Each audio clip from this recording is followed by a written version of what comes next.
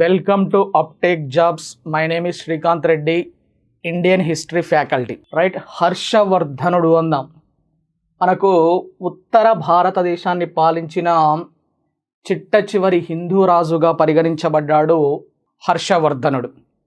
మనకు గుప్తుల పతనానంతరం వచ్చారు వీళ్ళు. ఎవరైనా హర్షవర్ధనుడు అంటున్నాం. హర్షవర్ధనుడు చిన్న టాపికే కానీ ప్రతి ఎగ్జామ్లో ఒక మార్కు రావడం జరుగుతుంది హర్షవర్ధనుడి మీద. ఈ హర్షవర్ధనుడు పుష్యాభూతి వంశానికి చెందినవాడు. రైట్, హర్షవర్ధనుడి మీద క్వశ్చన్స్ ఏ విధంగా వచ్చాయో గమనిద్దాం. మహామోక్ష పరిషత్తును హర్షుడు ఎన్ని సంవత్సరాలకు ఒకసారి నిర్వహించేవాడు అని అంటున్నాడు. మహామోక్ష పరిషత్తును హర్షుడు ఎన్ని సంవత్సరాలకు ఒకసారి నిర్వహించేవాడు. రైట్, ప్రతి సంవత్సరమా, 3 సంవత్సరాలకు ఒకసారా, 5 సంవత్సరాలక, 7 సంవత్సరాలక అన్నాడు. మహామోక్ష పరిషత్తులని 5 సంవత్సరాలకు ఒకసారి చొప్పున నిర్వహిస్తూ ఉండేవాడు ఎవరైనా హర్షవర్ధనుడు.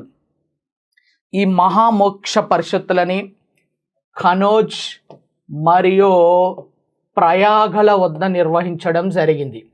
మొత్తం ఈ విధంగా 6 సార్లు నిర్వహించాడు. ఎన్నిసార్లు? 6 సార్లు నిర్వహించడం జరిగింది. ఈ మహామోక్ష పరిషత్తులను నిర్వహించే సమయంలోనే ఆ 5 సంవత్సరాలలో మొత్తం ఎంత ఆదాయం వస్తే అంత మొత్తం ఖర్చు చేసి పడేసి రిక్త హస్తాలతోటి బయటికి వచ్చేవాడు. రిక్త హస్తాలు అంటే ఖాళీ చేతులతోటి బయటికి వచ్చేవాడు. అలా ఎన్నిసార్లు నిర్వహించాడు అంటే 6 సార్లు. ఎన్ని సంవత్సరాలకు ఒకసారి చొప్పున అంటే 5 సంవత్సరాలకు ఒకసారి చొప్పున నిర్వహించడం జరిగింది. నెక్స్ట్ క్వశ్చన్, సియుకి అనే గ్రంథాన్ని రచించింది ఎవరు? హుయాన్ త్సాంగ్, ఎత్సింగ్, సుంగ్సేస్, పాహ్యాన్ అని అన్నాడు. సియుకే అనే గ్రంథాన్ని రచించింది హుయాన్ త్సాంగ్ రచించడం జరిగింది. హర్షవర్ధనుడి యొక్క ఆస్థానాన్ని సందర్శించిన చైనా యాత్రికుడే హుయాన్ త్సాంగ్. ఈ హుయాన్ త్సాంగ్ సియుకి అనే గ్రంథాన్ని రాశాడు. హర్షవర్ధనుని కాలంలో అత్యధికంగా వ్యాప్తి చెందిన సామాజిక దురాచారమేది అన్నాడు. హర్షవర్ధనుని కాలంలో అత్యధికంగా వ్యాప్తి చెందిన సామాజిక దురాచారం కులాంతర వివాహాల, పరధ వ్యవస్థ, బాల్య వివాహాల, సతీ వ్యవస్థ అన్నాడు. అత్యధికంగా వ్యాప్తి చెందిన సామాజిక దురాచారమే బాల్య వివాహాలు అనాలి. సతీ వ్యవస్థ కూడా ఉండేది, కానీ సతీ వ్యవస్థని ప్రాచీన కాలంలో ఉన్నత వర్గాలకు చెందిన స్త్రీలు మాత్రమే పాటిస్తూ ఉండేవారు. బాగా వ్యాప్తి చెందిన దురాచారం మాత్రం బాల్య వివాహాలు అనాలి. ఈ బాల్య వివాహాలు నిషేధించడానికే అక్బర్ కనీస వివాహ వయస్సును తీసుకొస్తాడు. పురుషులకు 16 సంవత్సరాలు, స్త్రీలకు కనీసం 14 సంవత్సరాలన్నా ఉండాలి అని చెప్పేసి బాల్య వివాహాలను నిషేధించడానికి కనీస వివాహ వయస్సును నిర్ధారించిండు ఎవరైనా అక్బర్ అని అంటాము. ఇక్కడ కరెక్ట్ ఆన్సర్ వచ్చేసి బాల్య వివాహాలు. రత్నావళి అనే గ్రంథాన్ని రచించినది ఎత్సింగ్, బాణభట్టుడు, కనిష్కుడు, హర్షుడు అన్నారు. హర్షవర్ధనుడు రచించిన రచనలే పిఎన్ఆర్ అని అంటాము. పిఎన్ఆర్ అంటే ప్రియదర్శిక, ప్రియదర్శిక లేదా ప్రియదర్శిని. ప్రియదర్శిని. ఎన్ అంటే నాగానందం, ఆర్ అంటే రత్నావళి అనాలి. రత్నావళి. రైట్, ఇవి హర్షవర్ధనుడు రచించిన రచనలు. ఇందులో మనకి ప్రీవియస్లో డిపార్ట్మెంట్ ఎగ్జామ్లో ఈ క్వశ్చన్ వచ్చింది. ప్రియదర్శిక లేదా ప్రియదర్శిని అనే నాటకాన్ని రాసింది ఎవరు అని అడిగారు. ఎవరైనా హర్షుడు. మొన్న ఏపీ గ్రూప్ 2 ప్రిలిమ్స్లో ఏమని అడిగారు అని అంటే ఈ క్రింది వాటిలో హర్షవర్ధనుడి యొక్క రచన కానిది గుర్తించండి అని అడిగాడు. మనకు హర్షవర్ధనుడి యొక్క రచనలేందో తెలిస్తే కానిది తెలుస్తుంది. హర్షవర్ధనుడి రచనలేంది? ప్రియదర్శిక లేదా ప్రియదర్శిని. ఎన్ అంటే నాగానందం, ఆర్ అంటే రత్నావళి అనాలి. రైట్, నెక్స్ట్ క్వశ్చన్ గమనిస్తే పార్వతీ పరిణయం పుస్తక రచయిత బాణుడు లేదా బాణభట్టుడు, హర్షుడు, శ్రీనాథుడు, డిండిమ భట్టు అని అన్నారు. రైట్, ఇప్పుడే చూసాము హర్షవర్ధనుడి రచనలు అయితే పిఎన్ఆర్ అన్నాం, ప్రియదర్శిక, నాగానందం, రత్నావళి అన్నాము. ఈయన కాదు. రైట్, ఈ శ్రీనాథుడు రాశాడు పల్నాటి వీర చరిత్ర అనేటటువంటి రచనని. శ్రీనాథుడు రాశాడు పల్నాటి వీర చరిత్ర అనేటటువంటి రచనని. ఈ శ్రీనాథుడే రెండవ దేవరాయ లేదా ప్రౌఢదేవరాయ ఆస్థానంలో ఉన్న ప్రముఖ కన్నడ కవి అయినటువంటి గౌడ డిండిమ భట్టును ఓడించడం జరిగింది.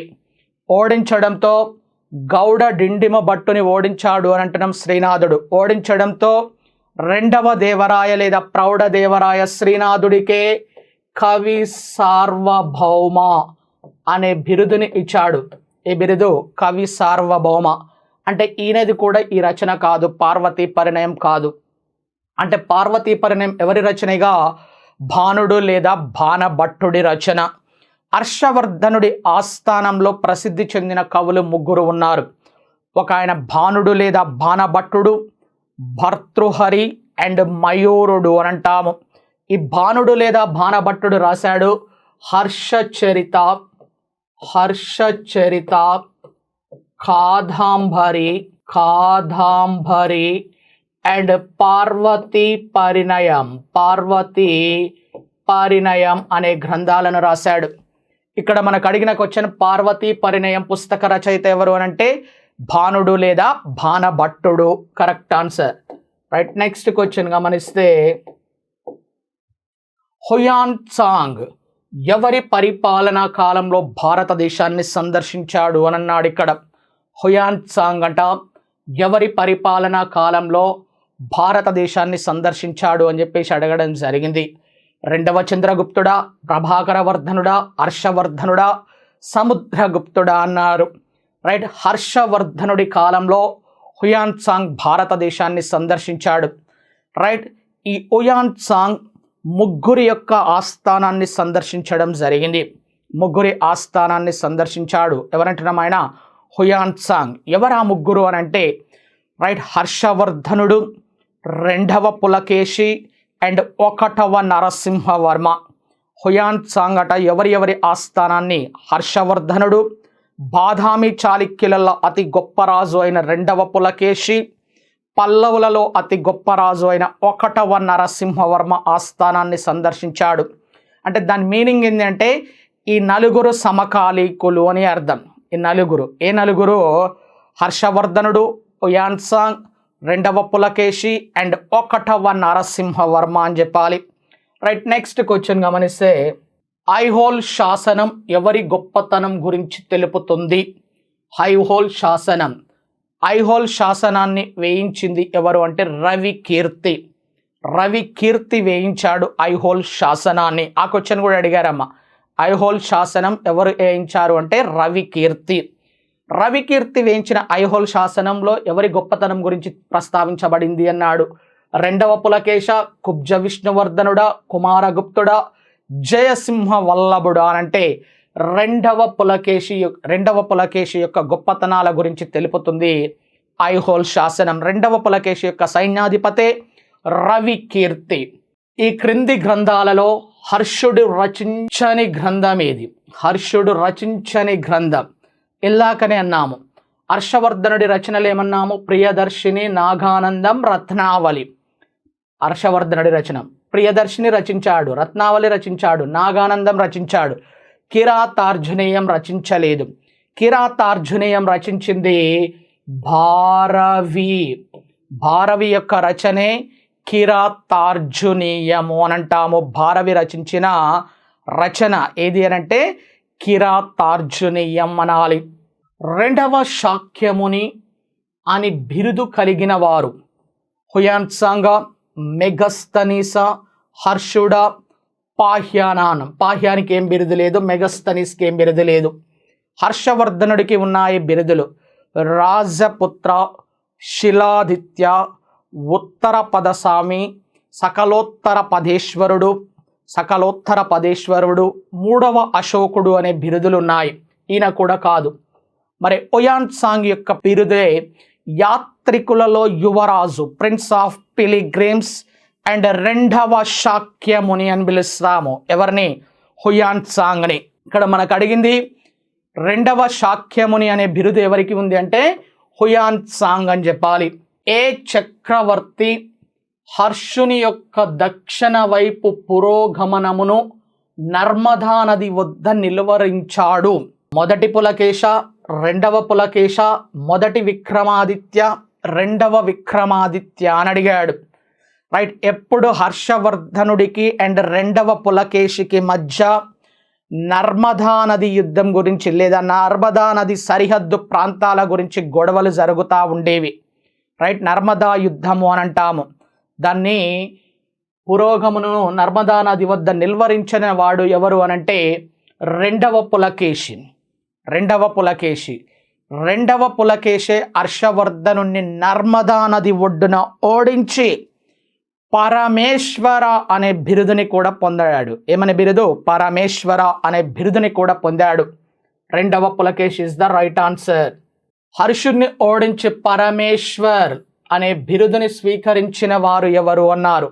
ఒకటో పులకేశ, రెండో పులకేశ, ఒకటో మహేంద్రవర్మ, రెండవ మహేంద్రవర్మ అన్నారు. ఎవరు అనంటే రెండో పులకేశి. ఏమనే బిరుదు పొందాడు? పరమేశ్వర్. ఇక్కడ అంటే నర్మదా నది ఒడ్డున ఓడించి.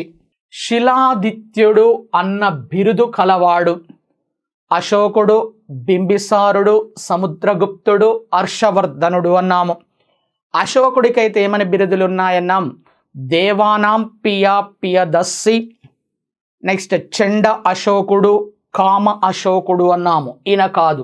రైట్. అమిత్రగాథ అనే పదం అమిత్రోకేటస్ అనే పదము నుంచి వచ్చింది, సంస్కృత పదము నుంచి. అమిత్రగాథ అంటేనే శత్రు విధ్వంసకుడు అని అంటాము. ఇక్కడ బింబిసారుడికి కూడా ఏ బిరుదు లేదు. అమిత్రోకేటస్ లేదా అమిత్రగాథ అనే బిరుదు ఉంది మాత్రం బిందుసారుడికి. ఇక్కడ బింబిసారుడు అన్నాడు. బింబిసారుడు అయితే అజాత శత్రువు తండ్రి, ఓన్లీ హరియంక వంశ స్థాపకుడు. ఈయనకు కూడా ఏ బిరుదు లేదు. సముద్రగుప్తుడి యొక్క బిరుదులు ఏంది అంటే ఇండియన్ నెపోలియన్, కవిరాజు, వ్యాఘ్రహ పరాక్రమ, కుండలహీన అని అంటాము. రైట్. ఫైనల్లీ హర్షవర్ధనుడి బిరుదులే రాజపుత్ర, శిలాదిత్య, ఉత్తర పదస్వామి, సకలోత్తర పదేశ్వరుడు, మూడవ అశోకుడు అన్నాము. రైట్. అంటే శిలాదిత్యుడు అనే బిరుదు కలవాడు ఎవరు అంటే హర్షవర్ధనుడు. రైట్. రవికీర్తి వేయించిన ఐహోల్ శాసనంలోనే హర్షవర్ధనుని సకలోత్తర పదేశ్వరుడు అని కీర్తించాడు. ఇప్పుడు హర్షవర్ధనుడు ఇస్ ద రైట్ ఆన్సర్ శిలాదిత్యుడు అనే బిరుదుకి. హర్షుడు నిర్వహించిన 2 మత సభలు ఎక్కడెక్కడ జరిగాయి? తానేశ్వర్, కనౌజ్, వల్లభి అండ్ ప్రయాగ అన్నాడు. రైట్. కింద ఇచ్చాడు ఫస్ట్ ఆప్షన్ 1 మరియు 2, రెండవది 2 మరియు 3, మూడవది 3 మరియు 4, నాలుగవది 2 మరియు 4 అని. హర్షవర్ధనుడు నిర్వహించిన మత సభలు ఎప్పుడైనా మనకి కనౌజ్ అండ్ ప్రయాగ వద్ద కనిపిస్తాయి. కనౌజ్ అండ్ ప్రయాగ వద్ద. రైట్. అంటే 4th option is the right answer. హర్షవర్ధనుడు నిర్వహించిన ఈ మత సభలకి అధ్యక్షత వహించాడు ఒక మత సభకి. ఆయనే హుయాన్ సాంగ్ అని అంటాము. ఎవరైనా? Hiuen Tsang. హర్షచరిత గ్రంథ రచయిత ఎవరు? కాళిదాస, బాణభట్టు, పరిమళ గుప్త, విష్ణుగుప్త అన్నారు. హర్షవర్ధనుడి ఆస్థానంలో 3 కవులు ఉన్నారు అన్నాము. భానుడు లేదా బాణభట్టుడు, భర్తృహరి అండ్ మయూరుడు అన్నాము. బాణుడు లేదా బాణభట్టుడు రచించిన రచనలే హర్షచరిత, కాదంబరి అండ్ పార్వతీ పరిణయం అన్నాము. హర్షచరిత అనే గ్రంథాన్ని రాసింది భానుడు లేదా బాణభట్టుడు అని అంటాము. బౌద్ధ మత ప్రచారం కోసం హర్షవర్ధన రాజు ఏ స్థలంలో సమావేశం ఏర్పాటు చేశాడు? హర్షవర్ధనుడు బౌద్ధ మతాన్ని స్వీకరించడానికంటే ముందు అతని యొక్క ఇష్ట దైవమే శివుడు. హర్షవర్ధనుడు ఎస్పెషల్లీ బౌద్ధ మతంలో హీనయాన శాఖను బాగా ప్రోత్సహించాడు. ఏ శాఖని? హీనయాన శాఖని బాగా ప్రోత్సహించడం జరిగింది. రైట్, ప్రోత్సహిస్తే ఏ స్థలంలో సమావేశం ఏర్పాటు చేశాడు అన్నాడు. ప్రయాగన, తక్షశిల, పాటలీపుత్రం, పురుషపురము అన్నారు. రైట్, ఎక్కడ ఏర్పాటు చేశాడు అంటే ప్రయాగ వద్ద. ఏ ప్రాంతం వద్ద? ప్రయాగ వద్ద ఇస్ ద రైట్ ఆన్సర్. హర్షవర్ధనుడి సోదరి అయిన రాజశ్రీని వివాహం చేసుకున్న కనౌజ్ పాలకుడు ఎవరు అని అడిగారు. హర్షవర్ధనుడి సోదరి అయిన రాజశ్రీని వివాహం చేసుకున్న కనౌజ్ పాలకుడు ఎవరు? గోవిందవర్మన్, యశోవర్మన్, గృహవర్మన్, నందివర్మన్. ఎవరంటే గృహవర్మన్. ఈ గృహవర్మన్ కనౌజ్ పాలకుడు ఎస్పెషల్లీ మౌఖరి వంశస్థుడు. ఏ వంశస్థుడు అంటే మౌఖరి వంశస్థుడు. ఎవరైనా గృహవర్మన్ అని అంటాము. రైట్, నెక్స్ట్ గౌడ శశాంకుని బెంగాల్ పాలకుడు. బెంగాల్ పాలకుడు ఈయన ఎవరైనా గౌడ శశాంకుడు. బెంగాల్ పాలకుడు ఎస్పెషల్లీ గౌడ వంశస్థుడు. గౌడ వంశస్థుడు. గౌడ శశాంకుని సహాయంతో కనౌజ్పై దాడి చేసి గృహవర్మను హతమార్చింది ఎవరు అని అన్నారు. గృహవర్మని హతమార్చింది ఎవరు అని అడిగారు. దేవగుప్తుడా, విష్ణుగుప్తుడా, భానుగుప్తుడా, రామగుప్తుడా అని. రైట్, ఈ ముగ్గురు గుప్త వంశస్థులు, గుప్తుల కాలానికి చెందిన వాళ్ళు. ఈ దేవగుప్తుడు ఇస్ ద రైట్ ఆన్సర్. దేవగుప్తుడు మాల్వా ప్రాంత పాలకుడు. ఏ ప్రాంత పాలకుడు?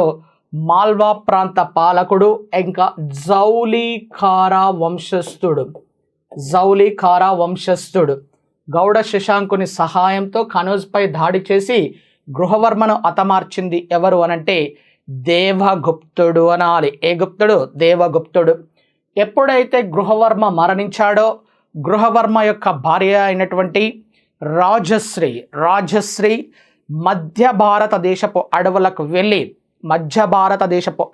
వెళ్ళి బౌద్ధ సన్యాసి అయిన దివాకర మిత్ర యొక్క ఆశ్రయాన్ని పొందడం జరిగింది. బౌద్ధ సన్యాసి అయిన దివాకర మిత్ర యొక్క ఆశ్రయాన్ని పొందడం జరిగింది. రవి కీర్తి వేయించిన ఏ శాసనం ద్వారా రెండవ పులకేశి హర్షవర్ధనుని ఓడించినట్లు తెలుస్తుంది? రవి కీర్తి వేయించిన ఏ శాసనం ద్వారా రెండవ పులకేశి హర్షవర్ధనుని ఓడించినట్లు తెలుస్తుంది? హర్షవర్ధనుని ఓడించిన ఒక్క రాజే బాదామి చాళుక్యులలో అతి గొప్ప రాజు అయిన రెండవ పులకేశి. సివిల్స్ ఇంటర్వ్యూలు అడిగారు ఈ క్వశ్చన్. హర్షవర్ధనుని ఓడించిన ఒక్క రాజు ఎవరు అనంటే రెండవ పులకేశి, బాదామి చాళుక్యులలో అతి గొప్పవాడు. రైట్, కింద ఇచ్చారు ఏ శాసనం ద్వారా తెలుస్తుంది అని. మైధవోలు శాసనమా, ఐహోల్ శాసనమా, ఎరాన్ శాసనమా, అంధేరి శాసనమా అని. రవి కీర్తి వేయించిన శాసనమే ఐహోల్ శాసనం. ఏ శాసనం? ఐహోల్ శాసనం ద్వారా తెలుస్తుంది. ఈ క్రింది వాటిలో సరికానిది ఏది? క్రింది వాటిలో పరిపాలన పరంగా అడిగారు ఇది. రైట్, హర్షవర్ధనుడి యొక్క పరిపాలన కూడా గుప్తుల పాలననే పోలి ఉంటుంది. హర్షవర్ధనుడి పాలన కూడా ఏ పాలనను పోలి ఉంటుంది? గుప్తుల పాలననే పోలి ఉంటుంది. వివరపతి అంటే ప్రభుత్వ పత్రాలను భద్రపరచు అధికారి. కరెక్టే. రాజస్థానియ అంటే విదేశీ వ్యవహారాల మంత్రి. మహాసంధి విగ్రహాదిత్య అంటే యుద్ధ వ్యవహారాల మంత్రి. కరెక్ట్ ఇది. బటాష్యపతి అని అంటున్నాము. బటాష్యపతి అంటే ఇక్కడ అశ్వదళాధిపతి. న్యాయ వ్యవహారాల మంత్రిని అయితే పురోహితుడు లేదా సభ అన్నారు. రైట్, ఇది తప్పుగా ఉంది. బటాష్యపతి అంటే అశ్వదళాధిపతిగా ఉండాలి. సరికానిది ఏది అంటే బటాష్యపతి. కరెక్ట్ ఆన్సర్ ఇది అవుతుంది. సరికానిది అని అడిగాడు. బటాష్యపతి అని అంటే అశ్వదళాధిపతి అని ఉండాలి, కానీ అక్కడ న్యాయ వ్యవహారాల మంత్రి అని ఇచ్చారు, అది తప్పు అక్కడ. రైట్, కరెక్ట్ ఆన్సర్ ఏమవుతుంది అంటే అప్పుడు 4th one is the right answer. హర్షుని కాలంలో భూమి శిస్తు పంటలో ఎన్నో వంతుగా విధించబడేది? 1/6, 1/5, 1/7, 1/4 అనంటే 1/6 వంతు.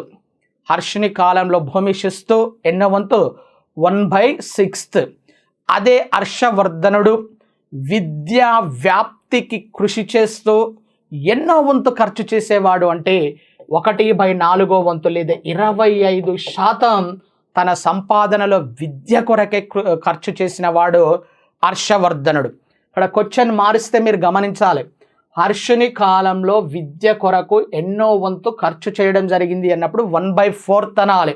ఇక్కడ అడిగింది మాత్రం భూమి శిస్తు పంటలో ఎన్నో వంతు ఉండేది అంటే 1/6 అని చెప్పాలి. రైట్, నెక్స్ట్ క్వశ్చన్ గమనిస్తే, ఈ క్రింది వాటిలో ఏది ప్రభాకర వర్ధనుడి రాజధాని? రైట్, స్థానేశ్వర్, కనౌజ్, పాటలీపుత్రం, మధురై అన్నాడు. రైట్, క్రింది వాటిలో ఏది ప్రభాకర వర్ధనుడి యొక్క రాజధాని అనంటే స్థానేశ్వర్ని రాజధానిగా చేసుకొని పాలించాడు. తర్వాతి కాలంలో రెండవ రాజధానిగా కనౌజును చేసుకొని పాలించిన పుష్యాభూతి వంశస్థుడు ఎవరు అనంటే హర్షవర్ధనుడు అని చెప్పాలి.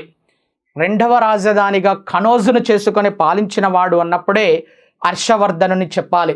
ఇక్కడ హర్షవర్ధనుడి తండ్రిని అడిగారు, ప్రభాకర వర్ధనుడి రాజధాని ఏది అనంటే స్థానేశ్వర్. ఈ క్రింది వారిలో ఎవరికి హూన హరికేసరి అనే బిరుదు కలదు? హూన హరికేసరి అంటే అక్కడ అర్థం హూనులనే జింకలని ఓడించిన ఓ సింహమా అని. హూనులనే జింకలను ఓడించిన ఓ సింహమా అని అర్థం. ఈ హూనులు ఏ పరిసర ప్రాంతాలకు చెందిన వారు అంటే చైనా పరిసర ప్రాంతాలకు చెందిన వాళ్ళు. ఎవరు వాళ్ళు? ఈ హూనులు. ఈ హూనులల్లా గొప్ప పాలకులుగా పరిగణించబడ్డవారు తోరమానుడు, మిహిరకులుడు అని అంటాము. తోరమానుడు అండ్ మిహిరకులుడు ఈ హూనులే తర్వాతి కాలంలో మన భారతదేశంలో రాజ్పుత్స్గా రూపాంతరం చెందారు అని అంటాం. రాజపుత్రులుగా రూపాంతరం చెందడం జరిగింది. మరి హూన హరికేసరి అనే బిరుదు ఎవరికి ఉంది అని అంటున్నారు ఇక్కడ. హర్షవర్ధనుడా, రెండవ పులకేశ, ప్రభాకర వర్ధనుడా, మొదటి మహేంద్రవర్మ అన్నారు. ఇక్కడ మీరు గమనిస్తే హర్షవర్ధనుడికి ఏం బిరుదులు ఉన్నాయన్నాము? రాజపుత్ర, శిలాదిత్య, ఉత్తర పదస్వామి, మూడవ అశోకుడు, సకలోత్తర పదేశ్వరుడు అన్నాము. ఈయన కాదు. రెండవ పులకేశికి పరమేశ్వర్ అనే బిరుదు ఉంది, ఈయన కూడా కాదు. రైట్, ప్రభాకర వర్ధనుడు బిరుదే హూన హరికేసరి. మొదటి మహేంద్రవర్మ బిరుదు విచిత్ర చిత్రకార పులి అండ్ గుణాచార్యుడు అని అంటాం. మొదటి మహేంద్రవర్మ పల్లవులలో మొదటి గొప్ప రాజుగా పరిగణించబడ్డాడు. మొదటి మహేంద్రవర్మకున్న బిరుదు విచిత్ర చిత్రకార పులి గుణాచార్యుడు అని అంటాము. ఈయన కూడా కాదు. కరెక్ట్ ఆన్సర్ ప్రభాకర వర్ధనుడు అనాలి. నెక్స్ట్ క్వశ్చన్ గమనిస్తే, ఈ క్రింది దైవాలలో ఎవరిని పుష్యాభూతి వంశస్థులు తమ ఆరాధ్య దైవంగా కొలిచేవారు అన్నారు? శివుడా, విష్ణువా, కుమారస్వామ్య, గణపతి. రైట్, హర్షవర్ధనుడి యొక్క ఫస్ట్ ఇష్ట దైవం కూడా శివుడే అన్నాం. రైట్, అందుకనే పుష్యాభూతి వంశస్థులు ఎవరిని కొలిచారు ఆరాధ్య దైవంగా అంటే శివుణ్ణి కొలవడం జరిగింది. రైట్, నెక్స్ట్, ఈ క్రింది ఏ చక్రవర్తి ఆస్థానంలో భానుడు, భర్తృహరి మరియు మయూరుడు ఉండేవారు? భానుడి యొక్క రచనలు ఇలాకనే అన్నాము. హర్షచరిత, కాదంబరి, నెక్స్ట్ పార్వతీ పరిణయం. భర్తృహరి రచన సుభాషిత శతకము. మయూరుడి యొక్క రచన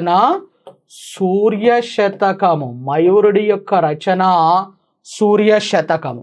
ఇప్పుడు భానుడు, భర్తృహరి మరియు మయూరుడు ఉండేవారు అని అంటున్నారు. మనకు రెండవ చంద్రగుప్తుడి ఆస్థానంలో అయితే నవరత్నాలు అనే కవులు ఉన్నారు, ఈయన కాదు. అశోకుడి ఆస్థానంలో ఎవరు లేరు.